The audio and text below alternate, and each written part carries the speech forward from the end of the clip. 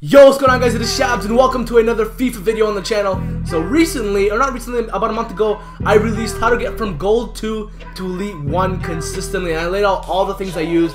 But as you know, guys, not this weekend, but the weekend before that, I got 46 in the row, top 100. So I went from Elite 1 to top 100, like Elite 2, Elite 1 to top 100. I made that jump. And I know this video is a little bit late versus, last 2 weekends. I'm sorry about that. I had other videos I had to make beforehand. But here it is. Here are the 5 things that I did to take myself from Elite 2 or 3 or 1 to top 100. And this is literally game changing. Not in the sense that, oh my god, it's rocket science, you never heard of this before. You probably have, and you probably knew it in your mind, but you never really used it. So guys, let's get into this. I hope this helps you achieve top 100 as well. And once again, apologize for the long wait for this video, but let's get into it. Okay guys, so the first thing that I did to get top 100 was, I like to listen to Spanish commentary a lot in the game audio, but 2 weekends ago when I was streaming, the thing I did was I listened to silence. Absolutely nothing in my ears, silence, just me focusing on the game and not listening to music, which I love to do, which I usually did before, not listening to the game audio, nothing, just silence and me focusing on FIFA.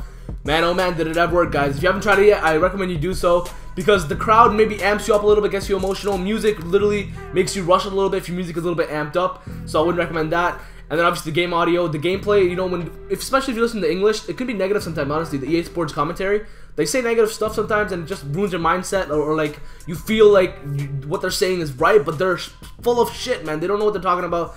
But that's when Spanish commentary helps a little more. But man, silence, guys, is on another level. Please try it out. Let me know what you guys think about it. Let's get into number 4.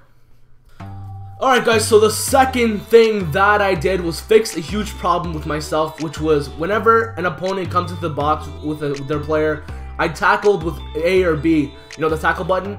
But what I changed 2 weekends ago to get top 100, and what really literally saved me from giving away penalties left, right, and center, because every weekend I seem to give away 9 or 8 penalties, which is ridiculous. I know you're probably hearing that and you're like, what the frick, how did Shabs get top 100? Conceding 9 or 8 penalties in the 40 games in the weekend league? But, you know what I did? Instead of tackling with the A or B button, whichever one that you use or prefer, it's circle or X on the PlayStation. What I did was I just held L2, the left trigger button, or the LT or L2, whichever console you're on, and I let the player auto tackle with L2. I just held L2, jockeyed around, and moved towards in the direction of the players without force, without speed, without pace, and without spamming the tackle button. So try that out, guys. Trust me, it'll help you from conceding penalties left, right, and center. Okay, the third thing that I made sure to do 2 weekends ago was to stay hydrated after every single game. As you guys remember, if you're in the live stream, unless I didn't need it, but usually I did need it after every game, because you'll be sweating balls out here when you're playing FUT Champions, sweaty as hell against some tough opponents. Especially on the Sunday when I was playing some tough opponents. Elite 1, Elite 2, top 100 players. The biggest thing was after every single game. Honestly, I went to the kitchen, grabbed a glass of water, drank it up, came back to play. After every game, maybe you don't have the capacity that I do. Just try to get hydrated after every other game. Go grab a drink of water, a cup of water, and stay hydrated, because that's one thing that's gonna help you, man. You're gonna get headaches in your brain if you don't drink a lot of water, and you're not gonna be focused. You're gonna feel lackluster, dehydrated. It's just gonna be a terrorizing experience. So just do yourself a favor, and do me a favor. Stay hydrated. Get a cup of water every other game, or every game if you can. And trust me, you're gonna see the biggest difference in your gameplay, man.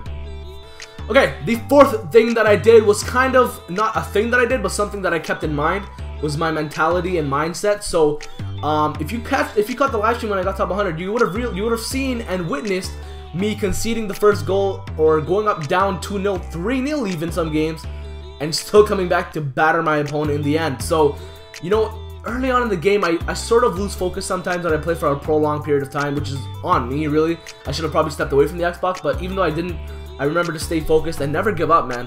I don't care what the score is. You can come back. It's only over when you quit. When you quit and give up, that's only when it's over. So if you're down 1-0, 2-0, 3-0, man, come back and beat your opponent, dude. It's satisfying, it's rewarding, and you know what? If you focus, your opponent might be like losing focus and be like, oh, it's done, it's over with.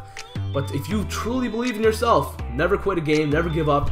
No matter what the score is, always think that it's 0-0, 0-0. Even if you're up 3-0, 2-0, always think it's 0-0. and play that way, because if you're up 3-0, you're gonna get lazy. If you're down 3-0, you're gonna give up or quit. So guys, always keep that in mind, and trust me, it'll make a big difference in your results in the weekend league.